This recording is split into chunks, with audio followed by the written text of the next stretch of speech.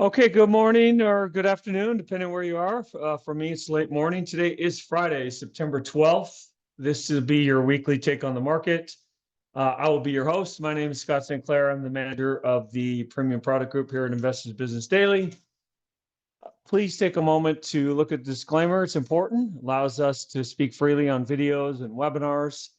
And we have skin in the game. That's one of the great perks of working IBD is being able to um, we are under a compliance umbrella, but fairly freely invest our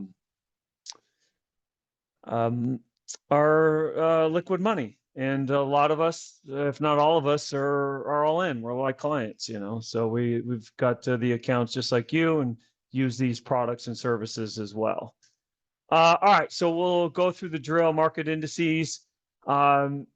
Apologies, I was traveling Monday through Thursday, just got settled in today, Friday, and didn't get to good trade, bad trade. So I will explore that or bring that back on next Friday with a couple of new examples. But we'll have stocks to watch, and then the quote of the week.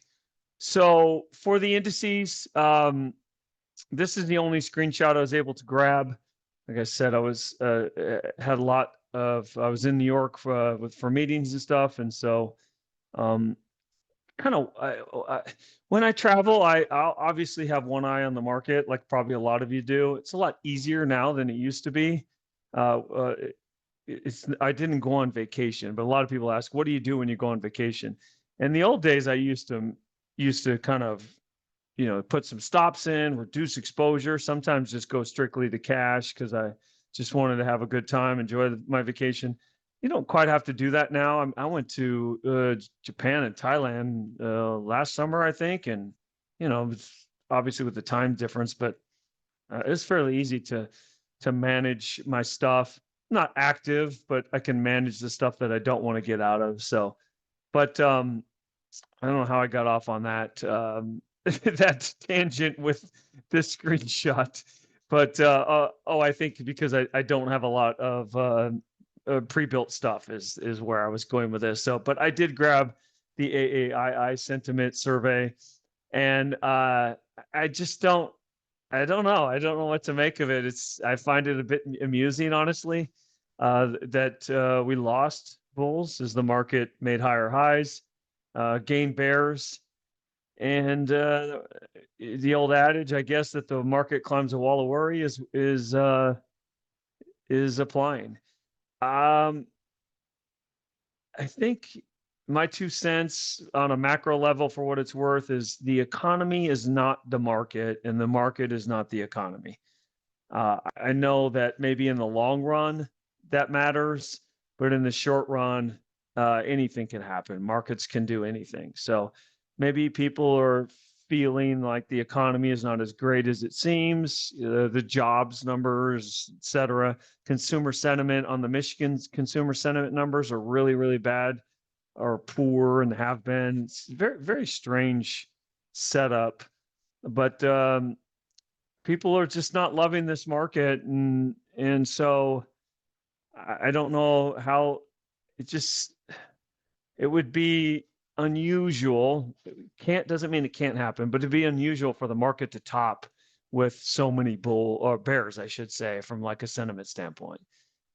Usually it's the other way around. So, but I'm not going to position myself for this, but I really I enjoy thinking about it and kind of understanding and conceptualizing it. And maybe subconsciously I do some things in the market because of it. But um, I find as somebody who, like myself, I'm fairly quick to I don't want to say get bearish, but get defensive, get nervous, go into protect mode. I definitely sell stocks too soon, unfortunately. So I like to see the other side of the coin, the alternative. So if I'm really bullish on something, I might want to read something somebody is bearish on it, and if I'm really bearish on something, maybe I'm like let's pretend I'm short Tesla. Well, I want to know what do the bulls see? Why are they so bulled up on the thing? You know, like a guy like Adam, what's his last name? Camilo? Is it Camilo? He was in Market Wizards, one of the Market Wizards books. Dumb Money is his show. He's got a show called Dumb Money, and they're all fired up about Tesla. So I'll watch their podcasts, and you know, why are they so bullish about it? It's important, I think, to it will help you to be flexible. So if I'm really bullish on China, well, I want to see hear somebody tell me why I shouldn't be, and maybe that will help me if China goes against me. It'll help me to get out, right? Because that's my fear, is to be all bulled up in something and not take the signal that I need to be out, and vice versa. To be all negged out on something, let's say I'm negative on the market, and not take the signal to get in, because that's happened to me before. In 2009, March of 2009 is a perfect example. Had that fall through day, and I was bearish, so I didn't follow the signal. All right, so interesting to see how this plays out. Let's go to the indexes, and it's about 11 o'clock my time, so the market's. Let me turn off my camera too. The market's still open, so keep that in mind. But we have 2 hours to the close, and there's a Nasdaq, just all-time high. You're just trying to pick the top if you're bearish here. It doesn't mean you have to be loaded up in stocks. You got to be 120% invested or whatever in a long TQQQ. I just don't see any reason to like be negative. So sometimes I'm 50-60% invested, and I think the market's going higher. That's fine. Maybe I'm waiting for better setups. And a lot of times you have to, I mean, it happens for me a lot. I'm going to guess it happens for a lot of you, but I can be like 40, 50, 60, 70% invested. And the beta, the of the names that I'm in, it could feel like I'm 150% both ways, both good and bad. So I don't know if you have to always be 100% pedal to metal. In cash accounts for myself, it's really difficult to be 100% invested all the time, because what am I going to do? Go buy 82 shares to make sure I have that last money invested. So I'm almost never 100% in equities. Almost never. It's always, I'm always moving the cash around, try to grab yield with the money that's sitting on the sidelines. So so here we are. I think we're in this channel, and so to me, like, if we got way up there, I'd be I want to say cautious, I guess would be the right word. If we got down here, depending on how we got there, I might want to get more invested. If we break through here, that would bother me a whole lot, obviously. And then also, if we did this, like, and this is hard. Let me see if I can grab this. You can see a little bit. Let's say we did this on the NASDAQ, and it's unlikely because it's NASDAQ, but stocks do this. Then that would make me sort of negative as well, because that would be an overshoot out of this channel, and I expect it to come back in. So I'm just kind of watching and observing, and it's go along for the ride until it ends. The S&P probably looks very similar. So here's the channel on the S&P, and probably up there, maybe you would take some off, and down here you could add it back, and then if it breaks here and stays down, then that maybe the rally is over, at least in the time being. It's been a tremendous ride. There's been so many winners here. Palantir, Hood, even Nvidia has done really well in this time period. So gold, stocks, it's been so much.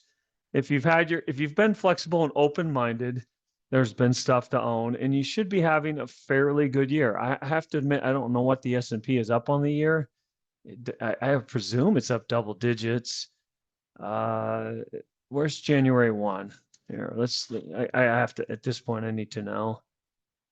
January is somewhere.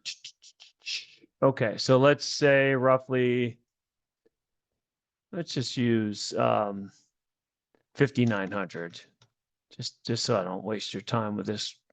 And we're at 6,600, so 700 divided by 5,900, 12% roughly, give or take. With the kind of stocks that you can be in, that we can identify with our tools, I would say double that is, I hate to say fairly easy, but for benchmarking, I can tell you that I'm up more than that in a cash account. So it's possible to do that because of the stocks. There's so many good stocks that have gone up a lot. So you just need to identify one or two or three. For me, I need to identify 3 or 4 or 5 because I tend to unfortunately sell them too soon. Like a hood is one that I've just gotten out of way too soon. But I take the good or the bad. I got out of hood really very poorly, but I got out of circle fantastically. So you develop a style and you just go with it. Don't. I know everybody wants to know, okay, which ones do you keep and which ones do you take 20, 25% on? And, that's the $1 trillion question. If you knew if you knew those, you'd be worth 100 million in about 10 years, if not sooner. So it's very difficult to know for sure. There are maybe some tiny clues along the way as far as the quality of the company and stuff like that. But I think in general, it's hard to know for sure which ones to keep and which ones to sell. So I tend to sell most of them. And once in a while, I'll take a shot and keep one to try to capture the bigger move. But that's just from a style standpoint. So I think we're in a bull market. No, Captain Obvious says we're in a bull market, and just go with that until otherwise noted. If the market's going to break and go into a bear market, I know I've said this before, maybe one day I'll be wrong. It's just not going to open down here. It's just not going to be like one day, like, oh, we're 22,000. And the next day we're 19,000, barring some catastrophic world event, obviously. So there's just no way you can, if you game plan for that, you've just left lots of money on the table throughout your lifetime of investing. You just have to live with the fact that there is obviously stock market risk. So if you go back in your student of history and you study bear markets, let's just study like the COVID one, for example. It's such a good example. So here we are. It's very similar, right? Just pounding higher, just acting fantastic. It's February 19th, 2020, and you get a distribution day. Now, it's not that bad a day, right? The market broke. At one point, it was down a lot, but it closed down 0.67%, which is a distribution day. And the volume is up. So it's just one day. And I don't know what the stocks would have done that day, but it's just like, look, let's see what like Apple did that day. So nothing. It wouldn't. There's no signal there. There's just no way that you see anything there. And there's the S&P. So let's go to the next day. Okay, so now you got 2 distribution days back to back. And this one is much worse, right? We're down 1.79% and we close near the lows. The close is important, in my humble opinion, because that's when the final vote has been tallied, right? They've had all day to make a decision. All this money, all these eyeballs, all these smart people, all these computers are watching these markets and these stocks all day long. And their final vote is at 1 p.m. Pacific time. That's so important to me, which is why most of the trading I do is from 12 to 1 Pacific Standard Time. I tend to really position my portfolio, and especially on Fridays. I think if there's like, if you said, Scott, you can only trade 4 hours a week, I'd say, okay, I want the first hour or two on Monday, and I want the last 2 hours on Friday. Or maybe I'd say, give me the first hour on Monday and and then the first hour on Tuesday. And then I'll take the last hour on the last 2 hours on Friday. I bet that probably 35-40% of my trades fall into those time zones. So then you get the close and it's pretty poor, and then you go the next day. Okay, now this is kind of a for lack of a better term, a bit of a black swan. I would expect the market to be down, but not like that. Look at that gap. So I'm guessing. See, this is my memory is already fuzzy on the whole thing, but I'm guessing that like, okay, the COVID thing is becoming mainstream news, and there's a problem because now the Nasdaq's down 3.7%. But it's not just down 3.7%, but you've got this trap, right? So there's a lot of money trapped right here. That the pressure, the selling pressure was so great. There was no demand for stocks between 9,500 and 9,300. Okay, so at that point, I don't remember exactly what I was doing, but I would bet a lot of money that I was, if not net short, cash, or maybe one position. I don't remember getting like short and being all, wow, what a day or anything like that. But I would be running for the exits. I would not be, I'd be at best 10-15% long if when I see something like this, with the idea that sometimes it turns around and goes back up, but I just would get into protection mode. Okay, so the next day, it looked like at some point the market was up. This is key to me too, because at some point, I don't remember, but let's say the market tried to open higher, and then wham, they slam it again. So at this point, the writing is on the wall. I would not own a single share long. I don't care if I've held Apple for 20 years, I would be out. That's just the way I trade. Now you have to decide for yourself. Now, maybe you don't want to for tax reasons. Maybe you need to start hedging, buying puts, selling calls, or whatever you're going to do, and something like that. But you need to be in protective mode when you see something like this. Look how quickly things change. And so here's the channel we are in, and we have really broken that. Now you see, boom, crazy big bars, and you just avoid all this carnage by listening to the market and just respecting the signal. So you didn't get out the top. You got out 700 points from the top, but boy, look at what it protected you from. That's a lot of downside. Like, let's go to just Apple. What did Apple do in that time period? 327 to 250. What did Tesla do in that time period? 900 to 600 or 550. What did NVIDIA do in that time period? 300 to almost 220-ish. So you protect yourself from the majority of that downside. And then if the market rights itself, which it did, let's go back to NASDAQ. Again, more downside. And boom, then you get the fall today, right?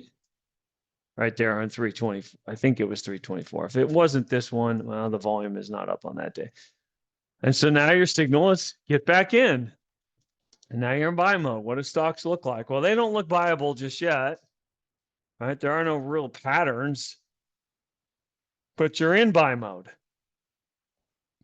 So when the pattern develops, now, so I say that's starting to look like a cup of handle to me.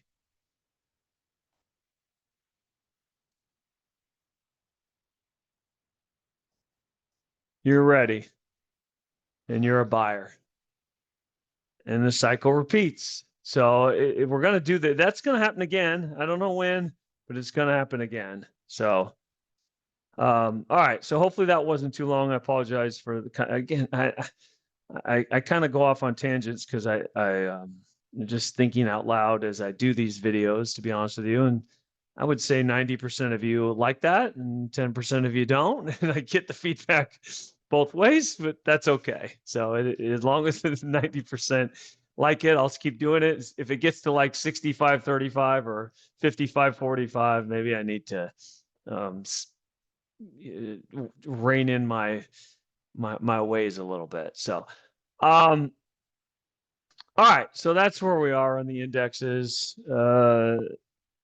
Let's go to. I think we should jump to stocks to watch. So let me make sure I'm on. Have I updated? Okay, reset to today. So Nvidia broke below the 50-day and then gapped up. Nvidia is one of the great companies. Obviously, I talked about that last week, I believe. I think the heart's out of the melon a little bit on the stock, but I could be wrong. It's such a good company. They're just hitting on all cylinders, and they're just in such a sweet spot.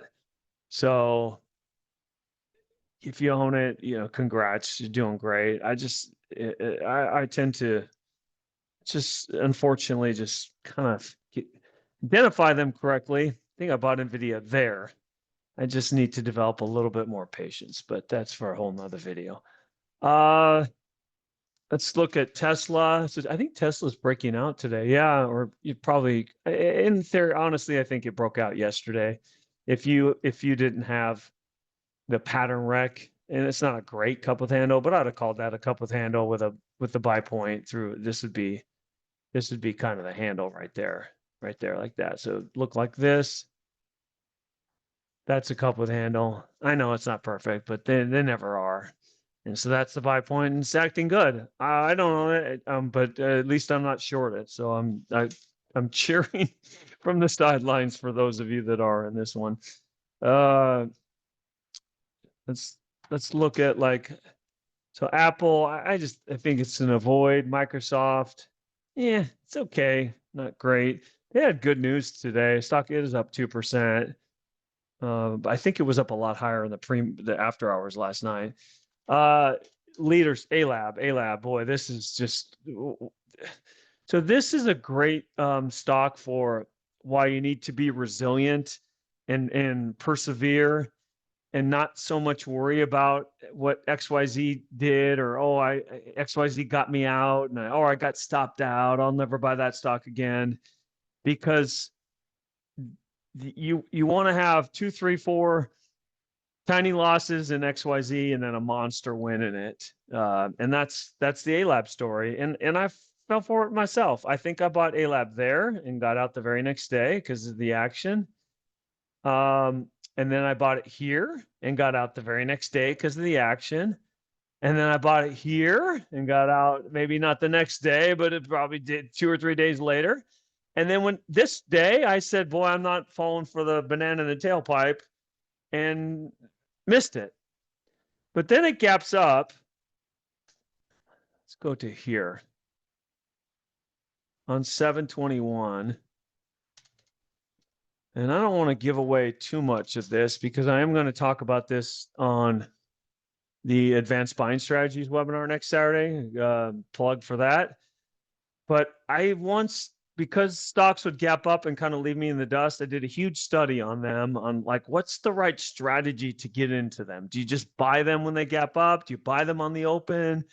And I just couldn't bring myself to buy them on the open because sometimes they would, I'm trying to, we might not be, but they gap up and then close like this. It opened at 140 and closed 122 or 118. You're just like dumbstruck on what happened. So I like to buy them after they gap up and then give them a day or 2 or 3 or 4. So here it gaps up, and when they gap up, what I do is I put like a little pivot bar above the high and the low. And in a perfect world, I want to buy it below this, not below low. I'm not going to buy the low, but I use this as a pivot. So it goes below that triggers the pivot. And then when it goes back above it, that's how I want to buy it. Why the low here? Because a lot of people XYZ textbook technical analysis 101 says put your stop at the low of the day. So the contrarian in me, the skeptic in me, says that can't work. So I want to shake those people out and then buy it the next time. So this is the time that I should have been all over A-Lab right there that day. It undercut the low, closed at the high. And that's the buy point for me. And I messed that up. And so it gets going and going, and then gaps up again. Now, each time it gaps up, this kind of process that I go through is less and less valuable, I think, because the more they gap up, the more quote unquote obvious it becomes. You have to be careful, I think, that it's become too obvious. But again, you could go through that same process again and in this case, you need to buy it on this pivot. I prefer to buy that pivot because I like the shakeout, but this is kind of like my fail safe. It's going to get me in case it doesn't shake out. And so this has been one of the great stocks. Now that one, depending on the way you trade, this worked or didn't work. For me, this worked. 175 to 199. I will be able to make money in it. I'm going to get out. I'm not going to let it come all the way back to 175. But if you're trying to capture a home run, I didn't do the math, but I'm guessing you might have got stopped down here, and then you'd had to, rinse and repeat, buy it back. But this stock's acting great, and the earnings and sales are there. This is what we're looking for, right? Big earnings, big sales. So A-Lab is one of the leaders. Hood is one of the leaders. Gets added to the S&P, I think was this day. So it's kind of in no man's land, but definitely a massive leader. Breakout from the double bottom, in my humble opinion, like that. What else is out there that it's really let's look at Palantir. I've kind of given up on Palantir, for lack of a better term, because I feel like I've missed the trade, but it's acting fine. Another one of the definite leaders in the market. Newer names these are the names I tend to gravitate to, right or wrong. I like things that move. So like American Semiconductor, I am long this one.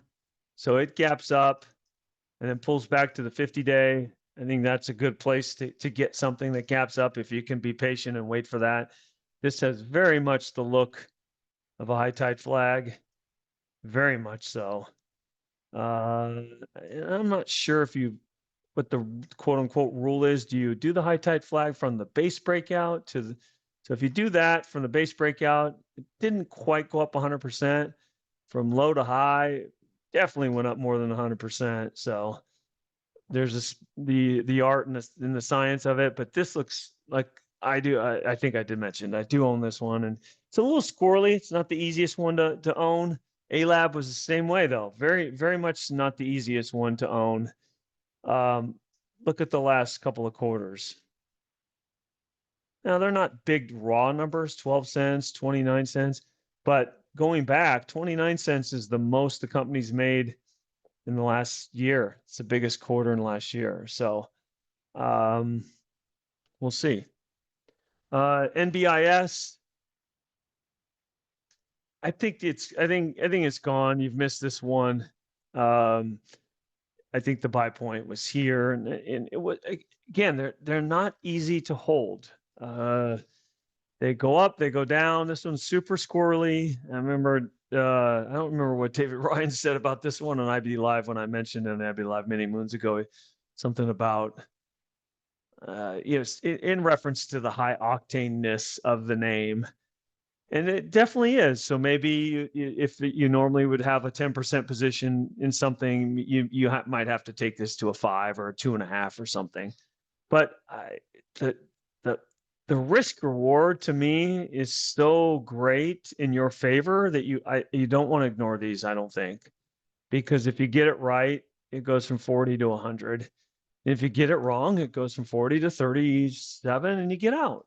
I mean, granted, you might have to get out at 36 because it gaps down for some odd, weird reason.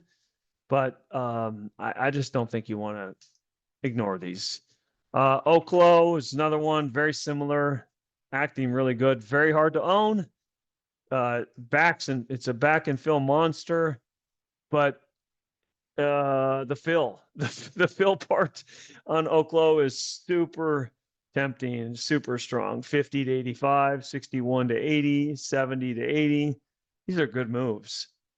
So Oklo is another, on the smaller side leader. BE missed it.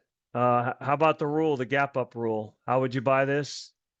Gaps up, you just got to buy it there. And I'll tell you, I did buy this one on that day on 7/25.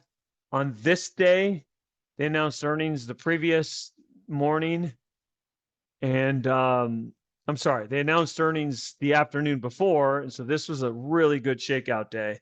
So this might have been, in fact, I did buy more of it this day right there, because now you have the earnings out of the way, and look at the shakeout. It did close down for the day, but at one point I think it was around, let's see what the low was. So the low was 32.5 and closed 36.72. Don't be afraid of that. That's power. That's the institutions. Somebody is supporting that stock. That was really good action. I think I sold it this day, which just turned out to be a really bad sell, but that's is unfortunately how I do it. But this, and a lot of these names, they're quote unquote gone. But this type of action in the market is rinse and repeat. Train your eye to find these types of setups. Fast forward 6 months from now, fast forward 6 years from now. There's going to be another Bloom Energy.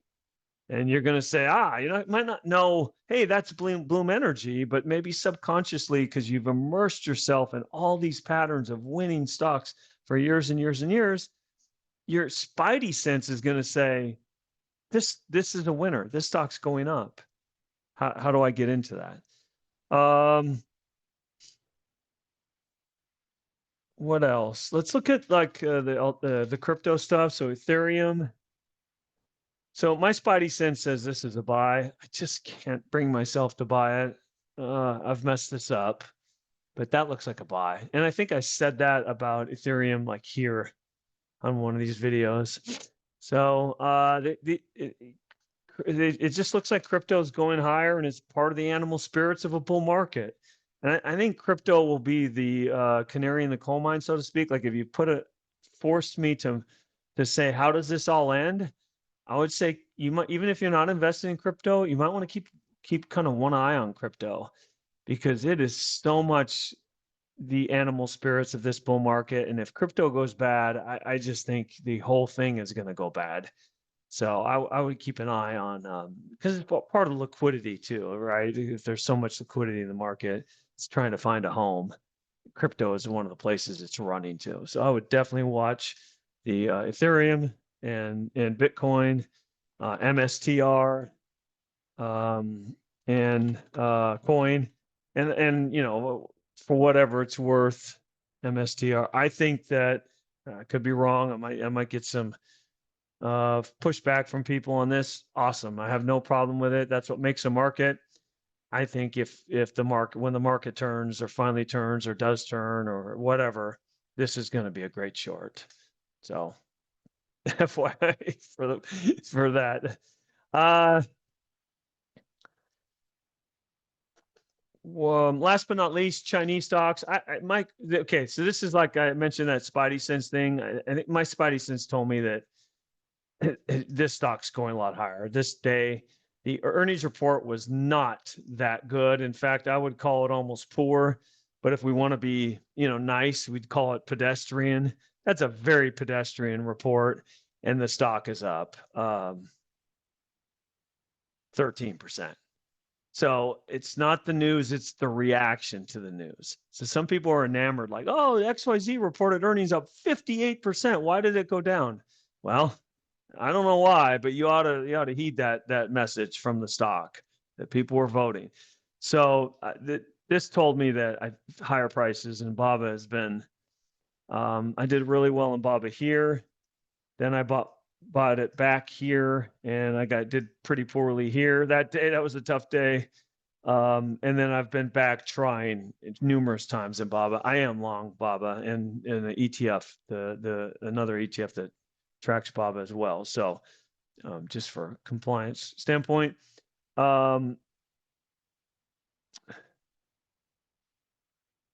I think China is in a bull market. So I do own like CAF, which is tracks the China A shares. And it's coming out of a long base. And this is what appeals to me, although when it goes, it can go. It's, China was all the rage in this time period. But here we are, what's this? Almost 20 years, 20 years. And this index is 71. Oh my gosh, it's even worse than I thought. Minus 16, 77% off the high. Now, does that mean it has to go back? No, not, it doesn't mean anything. I just think that it's compressed. It's a coiled spring, as you might see on Twitter. People always say, "Oh, XYZ is a coiled spring." So the risk reward is worth it to me. Now it is China, and some people say I never buy Chinese stocks, and that's fine. I don't have a problem with that at all. I've gone back and forth on whether to own Chinese stocks or not. It's been a real psychological battle for me. So, but at this very moment, I'm very much long them. Baba's one of my biggest, if not, is it my biggest position? It was my biggest position going into yesterday, but then it made this really big move on some AI chip news, and I couldn't help myself to take some off. But look, it just doesn't want to go down. Like I really was hoping it would go down. We have a good one when you want it to go down and it won't. Because you want it to consolidate a little bit more so you can buy more of it, and it won't. That's a pretty good sign. So I don't know. I really was hoping it would go sideways at least for a number of days, but maybe it just won't accommodate me. And there's Futu. I do not own Futu anymore, but this one's acting fine. And there's really no reason to be out of it other than just, I bought it here, and sometimes the raw money influences me. And I thought it'd go to 200, and it basically did, 199.86. So I kind of had a target that, once it got to 190, I was like, I bet 200's a magnet. And so when it got to 200, I was in reversed this day. So yeah, that reversal, I thought, man, do some selling. So I do some selling, and it kept going lower. Do some more selling, kept going lower, and then I finally said, well, I might as well just sell it all. All right, so that's it for stocks. And it's funny because I didn't think this video would be all that long, because I hadn't been observing the markets, didn't do the good trade, bad trade. And I just love, I don't know. I just love the stock market. It's the intellectual battle of the stock market is just incredibly appealing to me. And it's fun to try to figure out, and you'll never have it figured out. And as soon as you think you figure it out, it's gonna reverse on you. And as soon as you think you're never gonna make another dollar in the market, it'll reverse the other way. It's just it's like a living organism sometimes. So it's crazy. It's very stimulating. So I think I just kind of started talking about the markets and got excited. All right. Let's go to the quote of the week. And we're going to do Tom Howgard. I hope I didn't butcher his name. The book is Best Loser Wins. I would read that. I like that book. It's very simple. He's not reinventing the wheel. And sometimes you just need that reinforcement. And he has some video. He's on YouTube interviews and stuff. And so I like listening to him. I might have used this one before. See, what I do is, and whether it's worth it or not to you, if you don't want to listen to this, fast forward 30 seconds. I just see a quote and I think, oh, I like that. And then I just start pasting quotes into my PowerPoint presentation, and I keep them, at the bottom. And then I just drag and drop. Oh, that one sounds interesting based on the market environment or something like that. So I may have used this one before, but apologies. I've read a lot of books more than once. Do you know why I'm so good at trading? I'm exceptionally good at losing. When speculating in financial markets, the best loser wins. One, I assume I'm wrong until proven otherwise. I like that strategy. We all get excited. I love to buy stocks because when you buy them, all you think about is like the upside. It's natural. Like why would you buy a stock if you didn't think it was going to go up a lot, right? So when you first enter that order, your mindset is kind of euphoric almost a little bit. So you have to fight that with this. I assume I'm wrong until proven otherwise. or fight that. If you just have a hard time doing that, as soon as you enter an order, put in a stop loss immediately. And if you just can't do that, put in a stop loss on a portion of the stock so you don't get killed on something that you just absolutely love it. You got 1,000 shares of BABA and you think it's going to the moon. Guess what? I got a couple hundred shares on a stop loss, 3 or 4 points lower, just to maybe trigger me into action if it were to get away, if start to do that. And if they go down and shake me out of that 200 shares on 1,000, so what? I still have 800. It doesn't matter. It's still I can always buy the 200 back and I still have a really good position. So assume you're wrong until proven otherwise. You need to be uncomfortable in the market. I cringe at the, sometimes I see people on Twitter or maybe in IBD Live and they see, XYZ looks great. And I just want to say, well, it does. It's acting really well, but XYZ should have been bought here or here or here. But at that moment, it was hard because they were uncomfortable. They didn't know XYZ, or it wasn't all over the news that everything's going great. So it's okay to be uncomfortable. To get outsized returns, you need to be a little bit concentrated.